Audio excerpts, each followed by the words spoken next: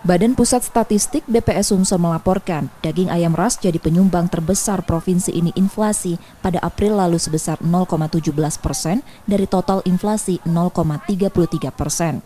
Kenaikan harga komoditas tersebut di tingkat konsumen mencapai 10%, namun menguntungkan dari peternak sebesar 5%.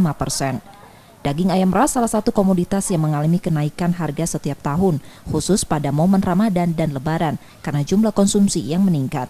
Selain daging ayam ras, inflasi Sumsel juga dipengaruhi rokok kretek filter yang ikut menyumbang angka kemiskinan terbesar di provinsi ini sebesar 12%.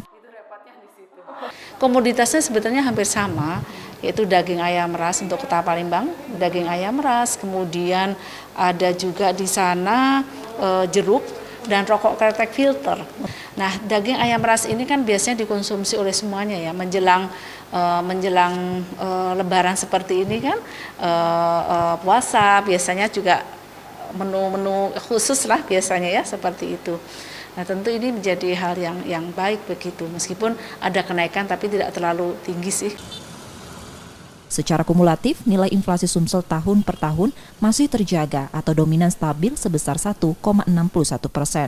Reski Oktora, Muklas Diferensial, Kompas TV, Palembang.